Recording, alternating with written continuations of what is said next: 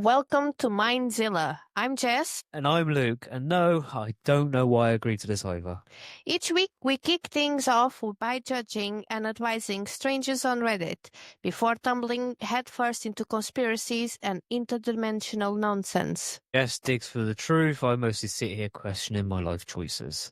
Get bonus episodes every week on Patreon with our tinfoil hat tier, just £3 a month, or go higher to unlock secret perk and early access. You can also buy us a coffee on PayPal. It's not a cry for help, but it is close. Catch new episodes every Monday on Spotify and YouTube, audio only.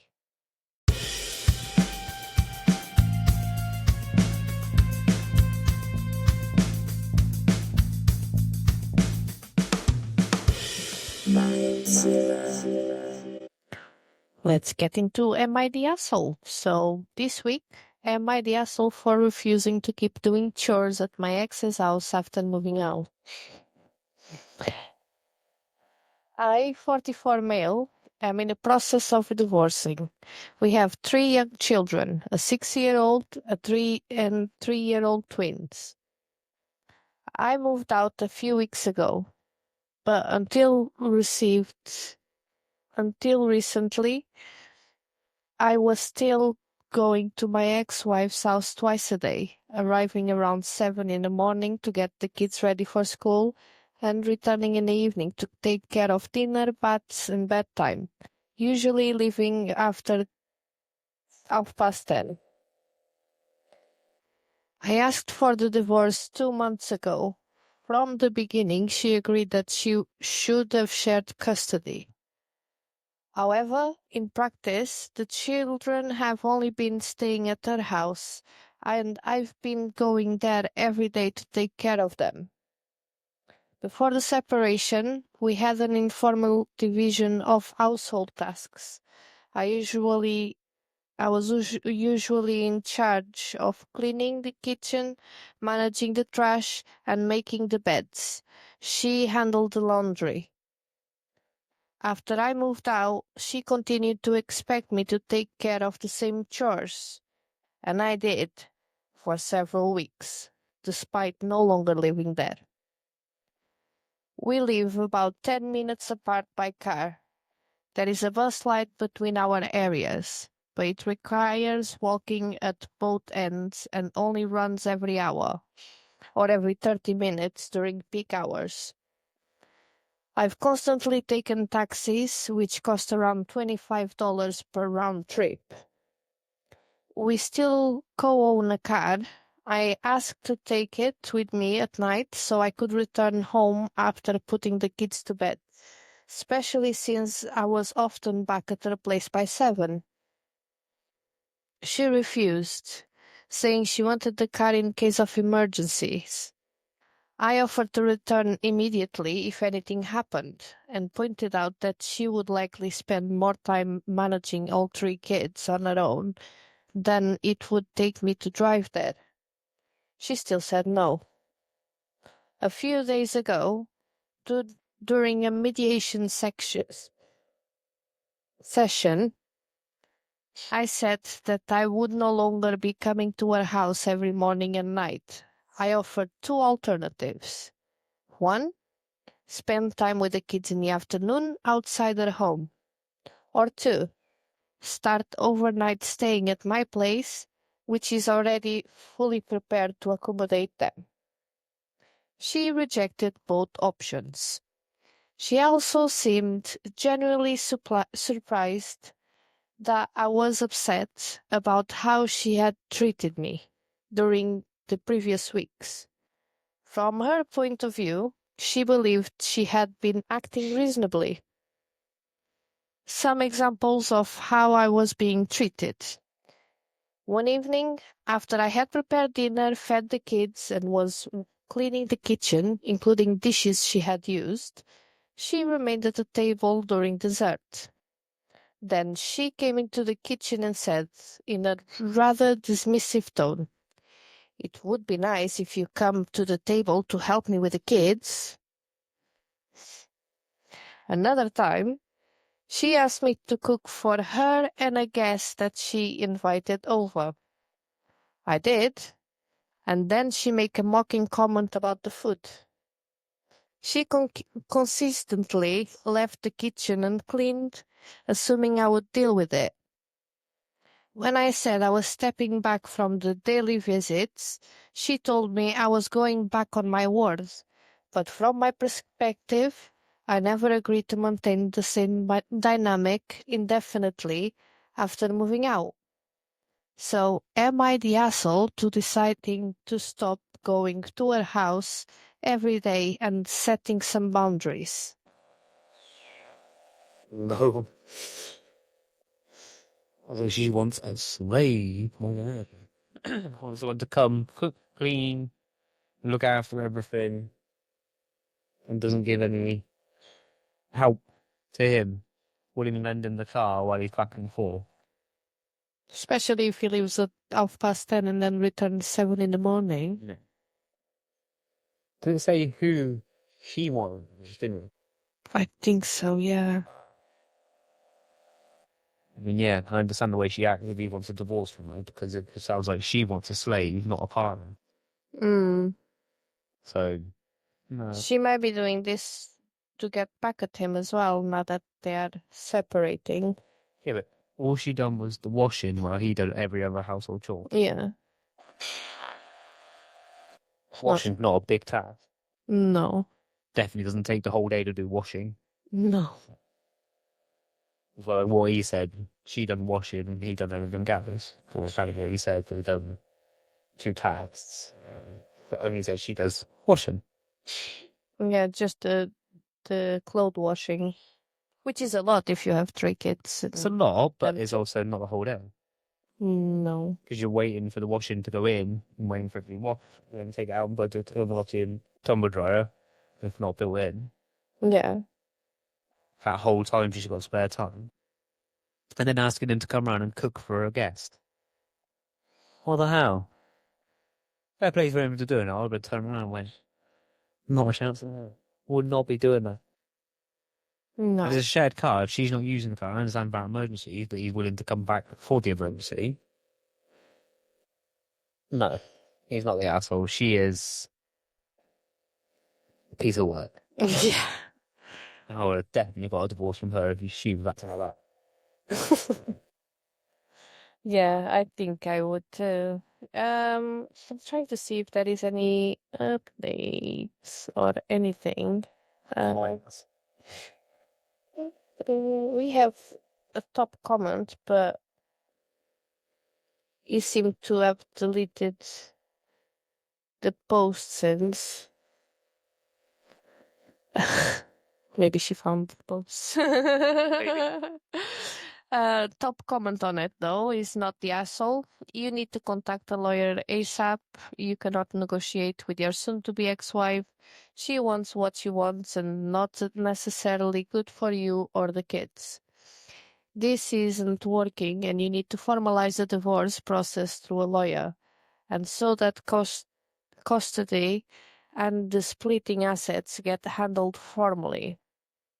I would say that if you are going to divorce and move out, you and your soon-to-be ex need your own cars.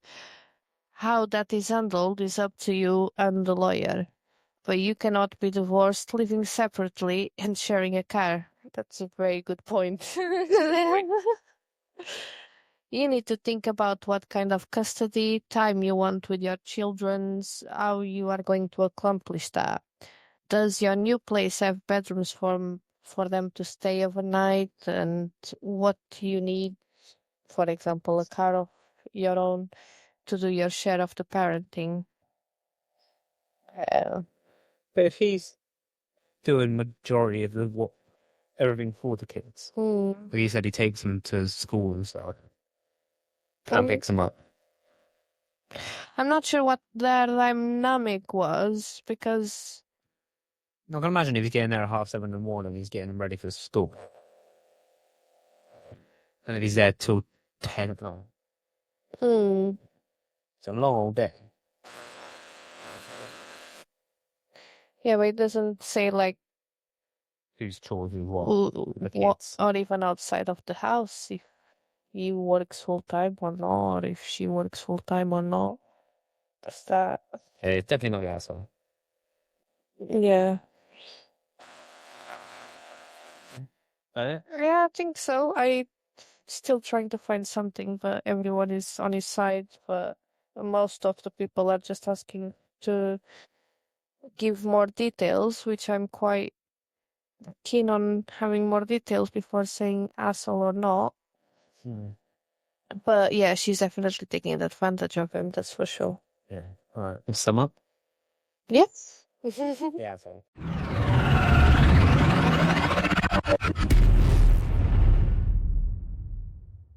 Welcome back, curious cosmic creatures. You've crash landed right into part 2 of Mindzilla's Alien Wreckage Odyssey. And trust me, things are about to get even stranger than your Uncle Gary's basement bunker. We've already covered a fair few suspicious saucer smashes, from Texas windmills to icy Soviet tundras, and now we're sliding into the space-happy 1950s, where the UFO fever was really starting to cook. That's right. Newspapers were buzzing, the Cold War was chilling, and half of America thought they'd spotted something zipping across the sky, including one tiny town in Kansas, where a little-known incident might just be the real first case of physical evidence on U.S. soil. Right? Or, plot twist, it was just a confused cow on a storm lantern. Oh, we're so doing this. Grab your tinfoil. We're going to Delphos, Kansas. 1950. So here's the setup. Delphos. Tiny rural town. You've got farmland, family dogs, and the occasional cow tipping incident. But then, boom. One night in 1950, things get properly paranormal. A family, known locally but not named in most versions of the story, sees a bright circular object descending behind a grove of trees near their farm. It hovers, it lands briefly, and then lifts off and vanishes into the night sky. Sounds like a dramatic firefly with performance anxiety. And guess what? The next morning, they find a perfect circular ring of soil. White, powdery, and oddly luminous. Touching it makes their fingers feel numb and tingly. Sounds familiar? It's got a bit of a Delphos 1971 vibe, doesn't it? Exactly. Some researchers believe that this was the first instance of the same phenomenon that got officially reported and documented 2 decades later. But in 1950, no smartphones, no UFO hotline, just a nervous family and a very weird backyard.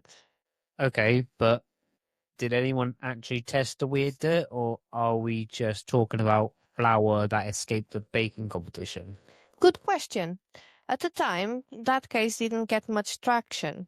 It predated the UFO frenzy explosion post Roswell, so it didn't hit national headlines. But years later, the incident was reinvestigated by independent UFO researchers who compared the 1950 soil with samples from the 1971 Delphos ring. Turns out, eerily similar properties. Hydrophobic surface, crusty texture, strange chemical structure that didn't match normal farmland dirt. All right, that's a bit odd. I'll give you that. But is it possible the same family was just into unconventional lawn care?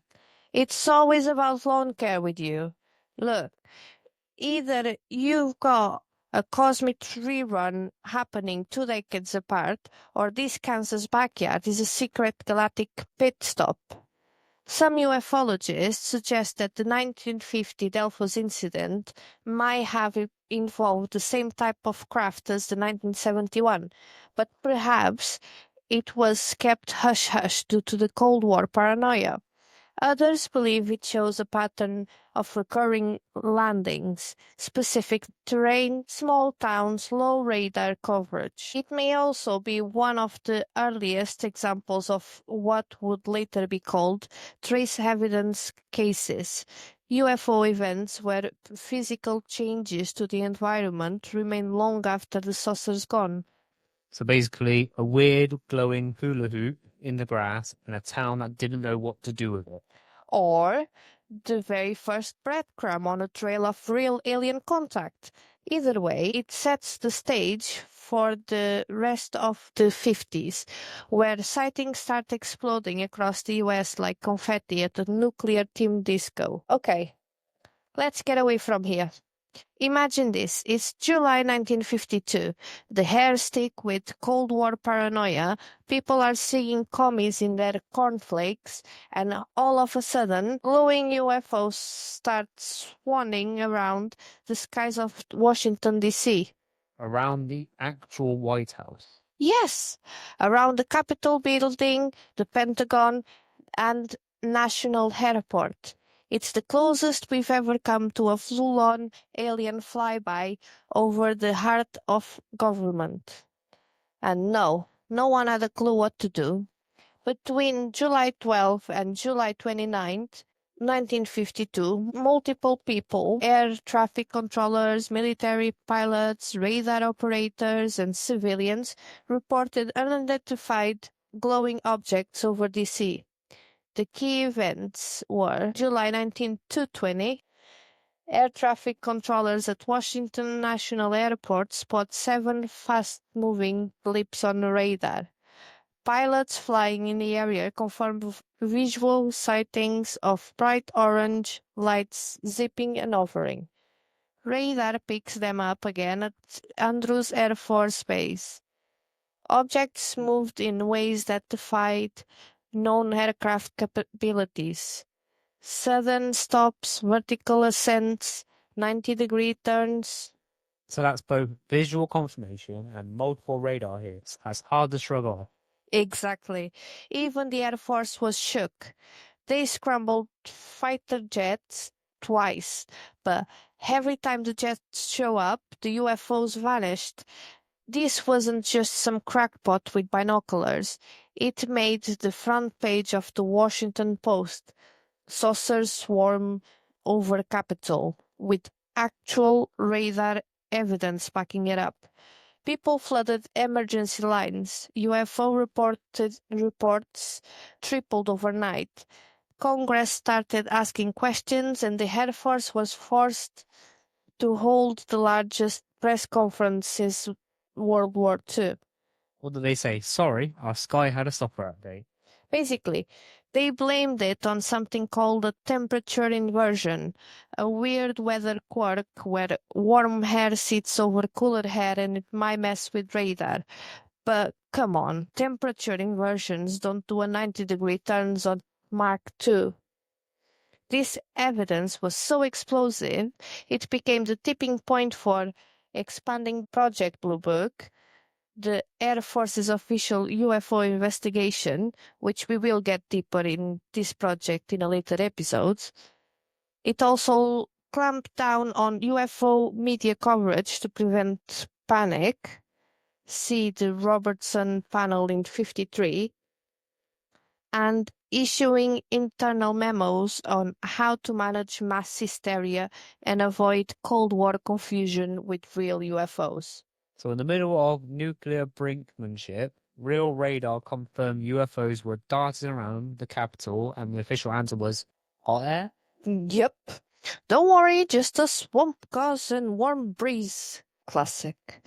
But to this day, no one ever explained why the radar hits were consistent across multiple systems, or why pilots saw the same lights in the exact same position, and why those craft outmaneuvered US jets like they were driving bumper cars.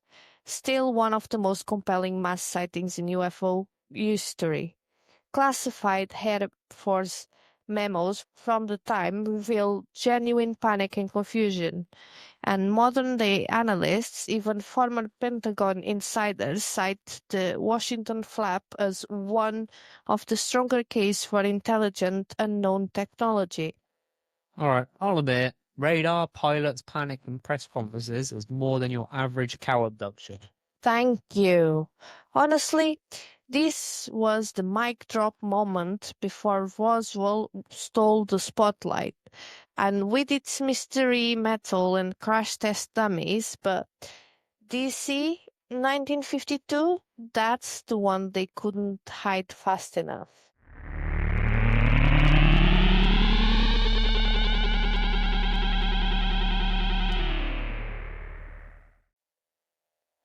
Are aliens invading your airspace? Tired of mystery lights all over the place? Don't panic or call the feds in a fright. Just grab your own saucer stopper tonight. Introducing Saucer Stopper, the only home defense system scientifically unproven to extraterrestrial pests, whether you're plagued by interdimensional probes in your petunias or little green men stealing your garden gnomes. With saucer stopper, just set it, forget it, and let our patented blend of cabbage extract, static link, and Catholic guilt protect your home from cosmic intrusion. Side effects may include paranoia, irrational hat making, and the sudden urge to yell, "They're lying to us," at bus stops. Call now and we'll throw in our special alien etiquette guidebook, including phrases like "Take me to your gluten-free options" and "Please probe the neighbor instead." Saucer stopper, because abductions are so 1947. All right, look, imagine this. It's 1953. Cold War's kicking off, atomic testings, the new national pastime, and then a saucer crash lands in the Arizona desert. But instead of press chaos and public sightings, this one is cleaned up before the world even knows it happened. That's convenient. No headlines, no panic ranchers, just a UFO that politely nosedives in the middle of nowhere. Exactly. Welcome to Kingman, the stealth UFO crash of the 50s. This is one that they don't want to make a fuss about. The story didn't break until the 1970s, when a man named Fritz Werner, later identified as Arthur G. Stansel, an engineer working on classified government projects, claimed he was flown into Kingman under tight secrecy to help analyze the crash of a non-human craft. He said he was blindfolded and flown from California to Arizona. The craft was disc-shaped, about 30 feet in diameter, made of seamless metal. The material was cool to touch, incredibly light, and unlike any other alloy. One alien occupant was allegedly found alive but injured and taken away for study. Blindfolds, flying engineers across the country. That's not oops, a weather balloon. That's Black Ops, cloak and dagger territory. Right? They didn't even let those guys see where they landed. And the craft? It was described as having no rivets, no welds, and no visible propulsion. Like it was grown, not built.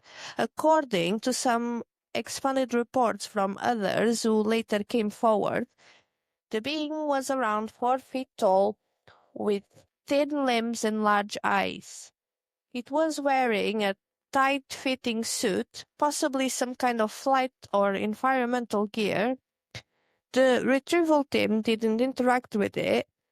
It was quickly detained and removed. So this time we've gone from dead aliens to VIP alien extraction. Exactly. This wasn't a crash and burn. This was a controlled crash, maybe even botched landing. like they were trying to touch down and failed or didn't. Like witnesses, the crash happened in an isolated desert patch used for military testing. The recovery was done with pre-assembled teams who were already on call for incidents. Everything was classified so tightly that not even the president might have been told. It's given Hangar 18 meets Men in Black. It's textbook black budget UFO retrieval look. And you know what's wild? This matches other stories from Wright-Patterson Air Force Base, Project Moondust, and even the MJ-12 documents that mentioned retrievals happening after Roswell and all the way into the 80s. So, is this legit or just another tall tale? The critics say Stansel came forward decades later, so memories could have been warped. There is no hard evidence, only testimony and whispers from the intelligence community. But believers argue Stansel was a real engineer with verified security clearances and ties to classified government work. His story is weirdly consistent, right down to the blindfolded travel arrangements used in real Cold War ops. Similar descriptions of craft and beings pop up in unrelated UFO cases across decades. So maybe it happened, or maybe this engineer just read too much amazing stories in the mess hall. Or, well thought, maybe it happened exactly how he said it. And the reason we never heard about it is because they actually got the cover up right this time. Okay. We've covered saucers crashing in deserts, fields, and mountains, but how about a UFO that explodes mid-air over the Atlantic Ocean, showers metal fragments over a beach, and gets whisked away into total official silence? So it's Roswell meets Club Tropicana. With actual evidence this time. Welcome to Ubatuba incident, the crash that dropped super magnesium space shrapnel right into the hands of Brazilian journalists. The story begins in early September 1957, when a bright, silvery object was seen by multiple witnesses streaking across the skies near Ubatuba, a small coastal town. Witnesses said it flew very low over the water, suddenly exploded mid-air with a flash, and rained burning fragments into the bay and nearby beach. Other letters sent to journalist Ibrahim Sweet claimed the fragments were collected right after the explosion. And get this, they weren't just rocks or melted bits of junk. The pieces were shiny, light, and metallic. Several were sent into a government lab, where tests revealed the material was nearly pure magnesium, up to 99.9%, far beyond anything industrially produced at this time. Wait, pure magnesium, wouldn't that just burst into flames if you looked at it wrong? That's what makes it so freaky. Magnesium, this pure, would have taken high precision refining way beyond the 1950s tech. Especially in Brazil, it was impossible to explain using known metallurgy. Enter APRO, the Aerial Phenomena Research Organization, and Dr. Olavo Fontes, a respected Brazilian physician and UFO investigator. He got access to some of the fragments and claimed the Brazilian Navy and Air Force took control of the material. The U.S. intelligence officers from the embassy might have been involved. Further testing was classified or suppressed. So again, we've got physical proof, and then poof, it's gone. Classic maneuver. Fontes said the remaining fragments disappeared under mysterious circumstances, likely scooped by military officials or possibly shipped to the US for further testing. Some tests, allegedly done both in Brazil and later in the US, showed that the magnesium had no impurities, unlike any terrestrial sample. The fragments had isotopic ratios inconsistent with Earth's natural magnesium, implying extraterrestrial origin. But the results were either never published or discredited with zero follow-up. So, to recap, a UFO explodes over a beach, drops materials we can't recreate even now, and then military turns up and goes, "Hey, thanks. We'll take that and never speak of it again." You nailed it. And here's what's weird. Ubatuba wasn't the only Brazilian case that year. 1957 was like alien spring break in Brazil. Around the same time as Ubatuba, we get the Antonio Villas Boas abduction, where a farmer was reportedly taken abroad, UFO, and seduced by an alien woman. No, it's a weird one. We'll talk about abductions in depth in another episode as well. Multiple radar sightings by Brazilian Air Force bases and mysterious blackouts and explosions across coastal regions. It was like Brazil was the alien crash hotspot of the late 50s, and nobody in Western media wanted to talk about it. Probably because someone in a suit said, "We'll just call it a weather balloon made of a beach metal and never mention it again." So next time you're sunbathing in Brazil and something flashes overhead, maybe don't assume it's just a plane. It might be an interstellar magnesium meteor exploding above your head. Or, proof we're not alone. Just being quietly cleaned up before anyone asks too many questions. Okay, this next one gets me though, Luke, because finally, it's not just a farmer or a random bloke in the woods, it's cops, trained observers, guys with radios, rules, and reputations to lose. It makes it even better when they lose their collective minds over something flying that definitely wasn't an aircraft.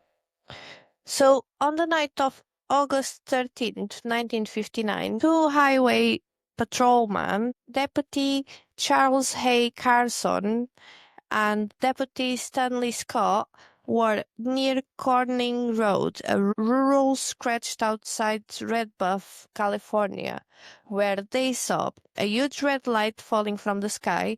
It stopped abruptly mid-air, then it hovered silently over the area.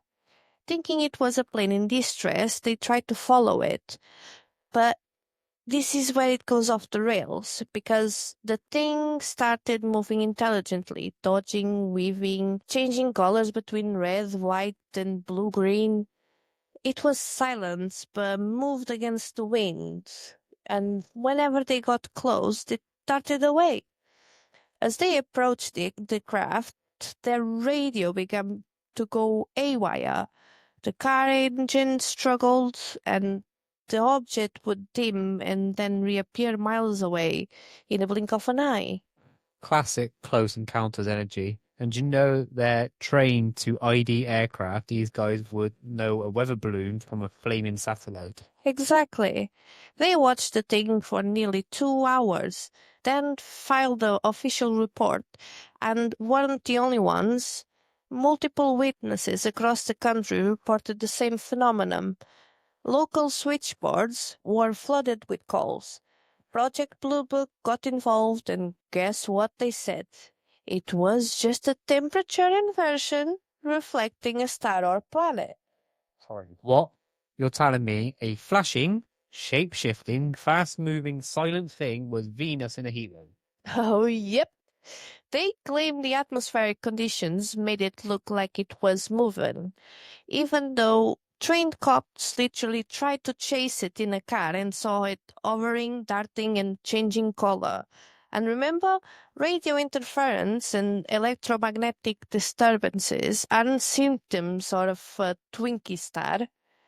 The Red Bluff case is a gold standard for UFO researchers because credible witnesses, two law enforcement officers who filed detailed written reports, physical effects, radio and engine interference, multiple corroborating witnesses in surrounding areas, and laughably weak Air Force dismissal.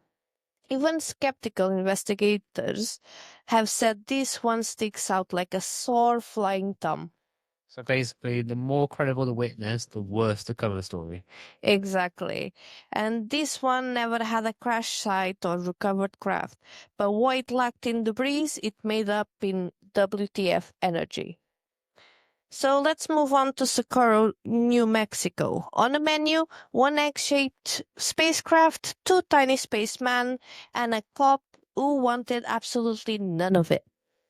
This isn't just another cow goes missing case, is it? No, this one had the full freaky feature list. Credible witnesses, physical evidence, and even Project Blue Book scratching their heads. So, Lonnie Zamora was a police sergeant with a solid reputation. No tinfoil hat, just a guy doing his job in the middle of nowhere. He was shading a speeder outside town when he heard a loud roaring sound and saw a flaming object drop from the sky and land behind the hill. Thinking it might be a car or an explosion, he pulled off the road to investigate, and that's when things went full close encounters. As he got closer, Lonnie spotted a white egg-shaped object on the ground, about 15 feet long, resting on four landing legs. Next to it, two small humanoid figures in white coveralls. Lonnie thought they were kids at first, until they noticed him. They scrambled inside the thing. What's it with aliens never just saying hello? Because we are terrifying. Anyway, the object roared to life with a blue flame, shot into the sky, and vanished. Lonnie ran for cover behind his car, probably reconsidering every life decision that got him to that moment. What makes this case really special is that Lonnie left behind burned vegetation, landing gear impressions in a perfect rectangular pattern, fused sand where the craft had blasted off, and within hours, military investigators were on the scene, collecting soil, testing materials, and interrogating Lonnie, who stuck to this story until the end of his days. The Project Blue Book, they investigated it as a priority case and never found a satisfying explanation. It remains one of their official unexplained. No aircraft matched what Lonnie described. No weather balloon, flare, or hoaxer could have pulled this off. The scorched earth physical evidence ruled out optical illusion. Even skeptical scientists said if he is lying, he deserves an Oscar. So either aliens were joyriding around New Mexico in a flying Tic Tac, Or an actual police officer hallucinated an entire sci-fi short film on his lunch break. You decide. And now, from the dry desert dirt to the deep cold sea, let's jump up north to Nova Scotia. 1967 for Canada's very own Roswell. Are you ready for Shag Arbor? only if there's maple syrup and plausible deniability. We will find out. So picture this. A peaceful fishing village on a Canadian coast, late at night, and suddenly a glowing object crashes into the ocean. What you're saying is Canada got its own Roswell, but wetter and with better manners. Exactly. Except instead of covering it up straight away, the Canadian military launched a full-on search and rescue op, thinking it was a downed plane. Just after 11 p.m., multiple witnesses, including airline pilots and local fishermen, saw a string of bright flashing lights in the sky over the water. Then, a loud whistling noise, a bang, and finally, a yellow-orange glowing object crashing into the sea just off the coast of Shag Harbor. Locals thought a plane had gone down. People rushed to help, but when they got to the scene, there was no wreckage, just a strange glowing foam on the water surface, which is totally normal if you're trying to clean up after an interdimensional seaplane. Or, sea foam, it's an ocean, it foams. Here's where it levels up. RSMP, the Mounties, Coast Guard, and Royal Canadian Navy all responded. They searched the crash site immediately. Divers were deployed, Navy vessels scanned the seafloor, the military even sent a marine recovery team, but they never found a single trace of a plane. And no commercial or military aircraft were missing that night. Official flying logs were clear, so the government actually documented an identified submerged object, a USO. That's like a UFO, but with snorkels? Exactly. Years later, former military insiders and researchers like legendary UFO sleuth Stanton Friedman claimed that a second object might have been tracked under the water by sonar. It was moving as it were avoiding detection. The military kept searching secretly after the public operation ended, and even weirder, some believed the object was later seen leaving the water and flying away. Unlike Roswell, this one made it into official government reports as an identified object that crashed into the sea. No balloon, no weather event, unidentified. The Canadian Department of National Defence took it seriously. It logged in the CAN-DO files, Canada official UFO records. There was no attempt to dismiss it with a swamp gas or marshmallows. It means you've got military divers, sonar tracking, eyewitnesses, physical foam, and no crash debris. What was that thing? Probably just a rogue submarine trying to skip customs. Shag Harbor remains one of the best documented UFOs incidents in the world, and unlike some of the other cases, no one's ever been able to offer a solid normal explanation. So Canada saw something crash, searched for it, found nothing, and just moved on. Well, it's Canada, Luke. They probably apologized to it. Right. We've done Roswell, we've done Shag Harbor, and now it's time to go behind the Iron Curtain, because apparently even aliens couldn't resist checking the USSR. Are you saying extraterrestrials were into vodka and 5-year plans? Either that, or they just crashed spectacularly in the middle of Soviet territory and gave the KGB a proper headache. The story goes that March 1969, something unidentified came screaming down from the sky and crashed near Sverdlovsk, deep in Russian Ural Mountains. Local reportedly heard a massive explosion and Soviet military units quickly sealed off the area. Not long after, black-suited KGB agents allegedly showed up, because of course they did, and then things get weird.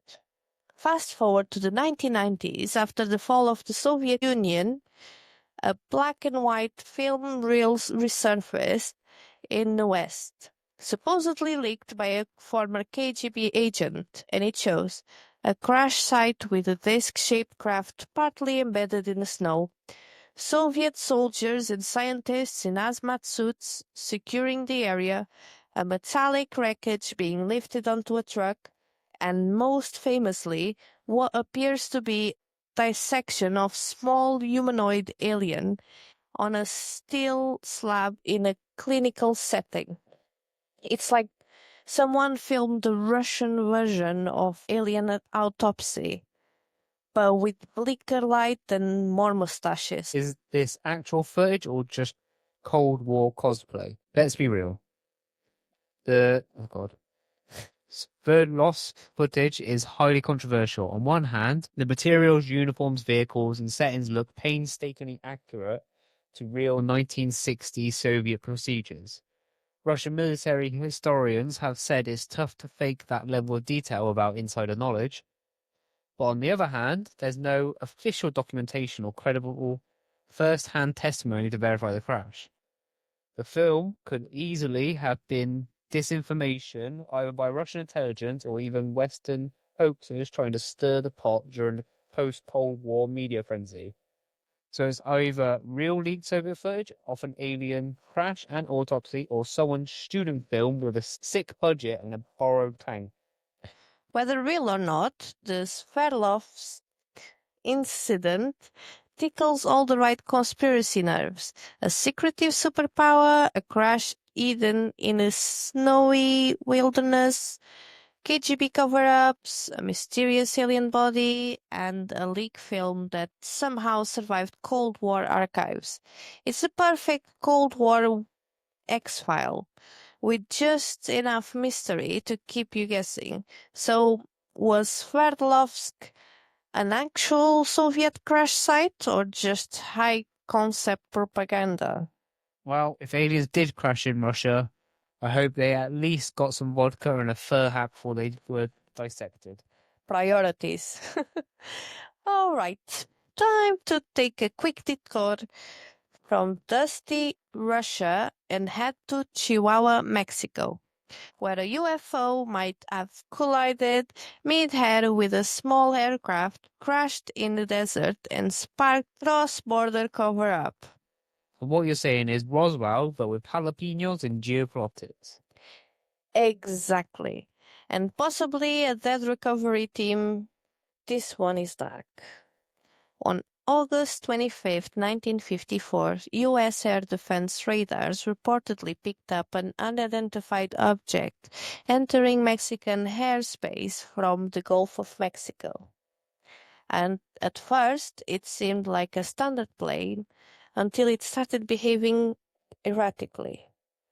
It was moving around 2,500 miles per hour. Then suddenly it slowed. Radar tracked it, descending rapidly in the direction of Coyam, near the Texas border.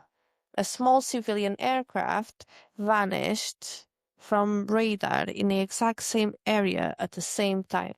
So either it was a UFO collision or a really unfortunate meet-cute between a flying saucer and a Cessna.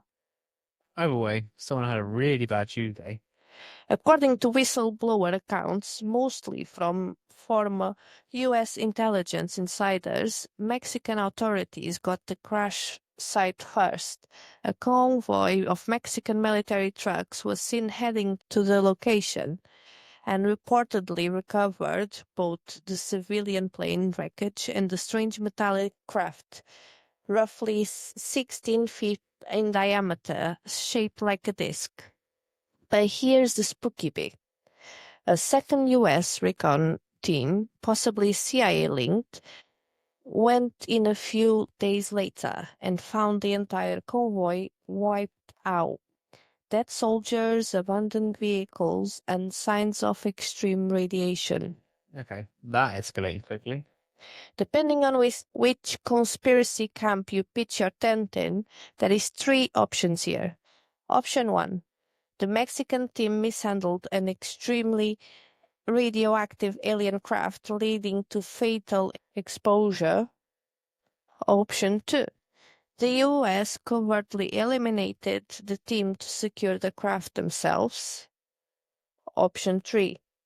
It's whole Cold War misinformation, cooked up to make the CIA look scarier than it really was. The US allegedly airlifted the craft out, taking it over the border for reverse engineering for fun times. There are no official documents, but multiple retired intelligence sources have spoken anonymously over the years. Radar logs, if they ever existed, they are long gone or classified. the Mexican government has never acknowledged the incident. UFO researchers like Leonard Stringfield have cited military informants who called this a successful capture with the deadly consequences. No photos, no reports, just enough whispers to keep the story alive. So either we're dealing with a deadly international UFO or a Tom Clancy fan fiction that got way out of hand. The Koyama incident remains a legend in the UFO underground, part military mystery, part Borderlands horror story. It's like The Thing meets Narcos, but with more aliens.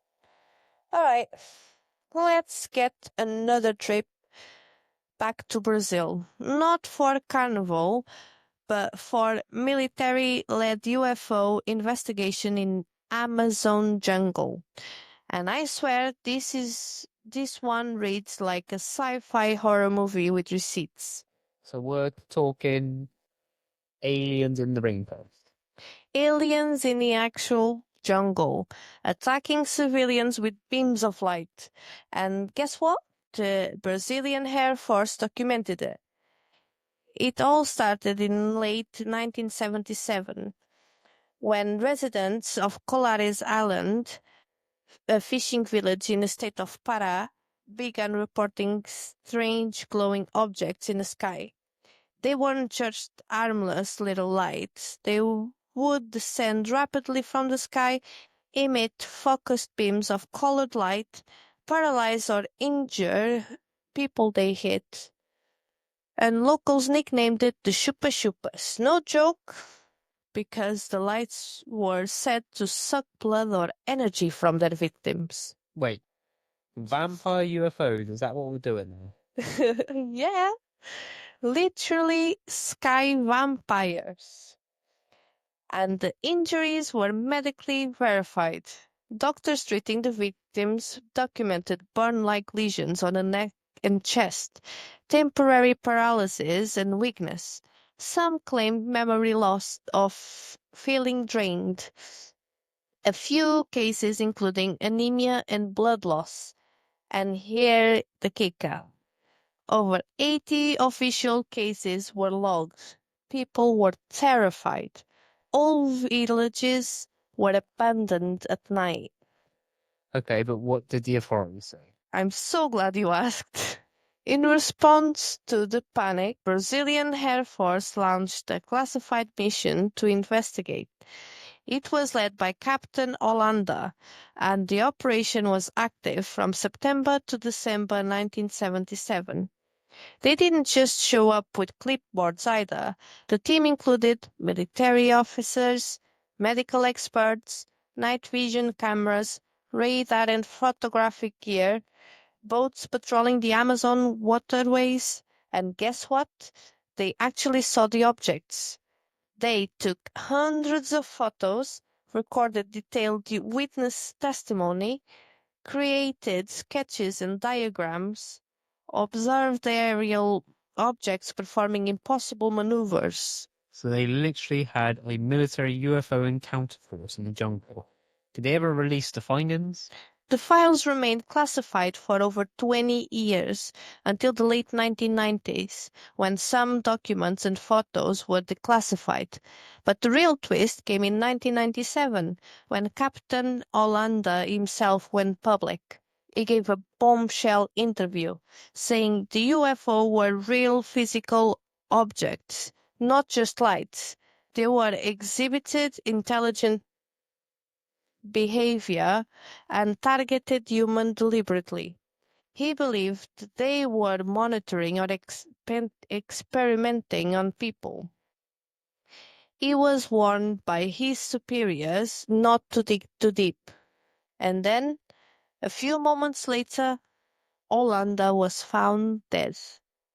In his home, alleged suicide. Oh, come on. That's classic. He knew too much energy. Or maybe the Chupa Chupas came back for him.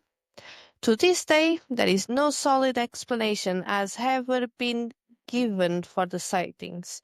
The Brazilian government acknowledged the operation but plays it down.